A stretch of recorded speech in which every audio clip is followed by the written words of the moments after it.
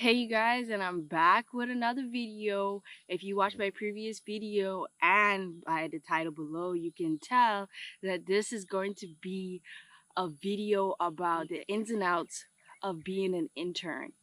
I mean, come on, interns, don't we think we need some more? But you can't get picky, so you have to be prepared. Let's get it on, let's get it on. The road a fi burn up, come make we take it on. Me and the squad, up in the club. We gonna... Alright guys, so I have a list of all the things I think you guys should know about getting into any position that's related, whether it's my field or even related to my field. I believe almost anything in natural resources, because you're on these people's private or public lands and they're providing housing and so forth.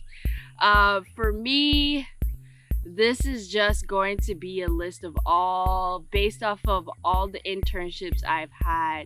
These are the things that I had issues with or have learned to kind of cope with. All right, so I'm not going to specify which one of my internships I've had issues or had good things or learned some things from.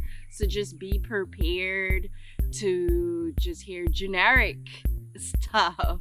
All right, you guys, so let's get into this. The first thing I have on my list, and I believe is the most important to me, and I believe to a lot of people my age, probably even definitely people younger than me, it's very important.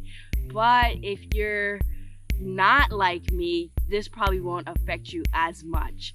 For me, it is Wi-Fi, and I'm gonna call it Wi-Fi when it's poor or it doesn't even really exist. Like I have encountered Wi-Fi a good amount of times.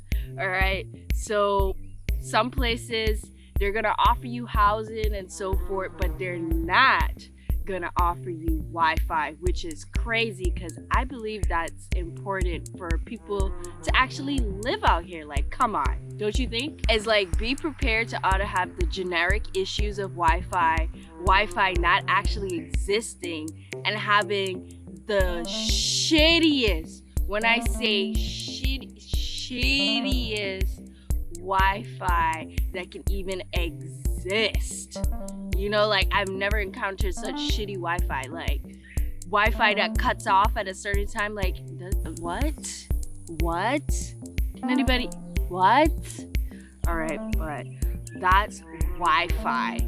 Now, the second thing I have on my list is housing. Overall, housing can definitely vary. You can be in a bunk house where you maybe have a roommate, so you have to be considerate about how much space you take up versus whoever else is in the room. Maybe it's a actual house, so you may get your own room, and your room might be smaller than the other rooms because it's an actual house. You got to deal with those kind of things. And then maybe it's a makeshift shack, because I've had one of those. The outside didn't look appealing, but the inside definitely was much better. But in those kind of places, it's probably very cramped, and they try to accommodate for some storage and stuff, but it's just awkwardly shaped. It's just like you can't really do much with the space. So just work it out pretty much. Make it work kind of situation. Like, that's what moving is all about, low key. And underneath housing, there's tons of categories. The first thing that I'm gonna talk about is water. Who would have thought water would be an issue in housing? Man, one place, water and showers is just like, sometimes you might just have to cringe and be like, think of it as you still in college if you ever had showers that was just so cramped, is like, how do I even wash my hair in it? You know, water pressure that really doesn't exist, or the fact that the water doesn't get hot enough. I mean, if you're like me and like to take steamy showers, like, hey, where's your hand? Like, put in the comments below that you like to take some steamy showers, so hot water is important. Okay, like hot water just sometimes doesn't exist, and sometimes even the kind of water could be an issue because you have to deal with the scent of it while bathing your skin. Like, do you actually feel like your skin is getting clean when the water smells? I mean, yeah, but it's something that you have to deal with because it is what I say, free. All right. So the next thing I have is storage. A lot of the times you might find yourself in a cramped space that they're giving you. So it's like you need, if you're anything like me, once again, and your house isn't maybe 2 hours away or less, I would not be going home every weekend because my house isn't 2 hours away and less to be going to grab stuff all the time. Like, constantly for me, it's like I have to take everything with me. I have to take my whole life, you know, like especially change of season clothes. Like, I'm not going back home to go pick up a different season of clothes, so I have winter stuff with me along with my summer stuff and my spring stuff, even though all of those kind of come into one for me.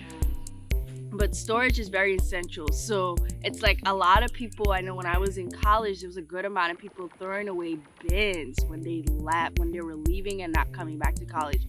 I mean, hey, if you don't need them anymore, well, I guess. But I definitely took a bin or two that somebody was throwing away, and I was like, I would take it because I needed it. I was still in school. Plus, bins, especially when you don't know where you're gonna be next, it's like bins are gonna be your best friend and you can just throw your whole life in. Hey, so keeping bins around is very important when moving to these different places. And even with bins, like if they don't provide a lot of surfaces to put your stuff on, you can utilize these bins as a surface depending on how high the bed is. I mean, I put my lamp on my bin in almost every place I've been in because I need a lamp by my bed, but there's not really a small table or something that I can put my lamp by my bed. All right, so storage is very essential. Like, I have a bin with pots and pans, I have a bin with a whole bunch of miscellaneous stuff, and then I have another bin, and then suitcases. I have a lot. Okay, let's not get into how much I have.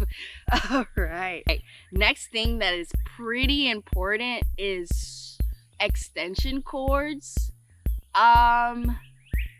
Especially makeshift shacks might not come with a lot of outlets in areas that you would want an outlet. So keep them extension cords handy. I'm talking about the ones with the multiple plugs. Definitely look into ones with USB plugs as well. Because if you don't have a brick and you lost your brick, or you bought something that doesn't come with a brick, is like, where are you gonna plug it in? Your computer? Like, dang, like, come on. So having an extension cord with USB plugs as well I think is very, very, very important. And having actual extension cords, long ones with couple plugs on that end, is very great. I always have something to plug in. A heater, my Alexa, like, let's kind of get into it, ladies that are listening. You're moving all around the place. You might want to pack a vibrator. I'm sorry. Like, those come with they come with cords, and they don't come with bricks, so they have to be plugged into USB. You got a charger, baby. Okay, that's your best friend. Okay, for some people. All right, let's get into another thing. When I mentioned earlier that I have a bin with pots and pans, you guys might be asking me, like, why do you need to bring your pots and pans? Let me tell you why. you need to bring your pots and plants. A lot of the places, some of them actually don't even offer that, which is crazy, I know, right? But most places, they definitely come with the basic essentials in a kitchen, but who knows how old those basic essentials are. So you might find a non-stick frying pan and that bitch ain't non-stick no more. Oh, excuse my language. Ain't non-stick no more because it's been utilized so much by different interns and people who have come through that place that it just ain't it anymore. I mean, some people have stainless steel appliances. A lot of the stuff that's in there is just stuff that probably people who actually work there donated to the house. So it's like a mixture of different pots. It's not like a set or anything like that, which definitely could be totally fine. Like if you're a cooker, like definitely get used to cooking though. If you're not a cooker, you know, it will catch on to you.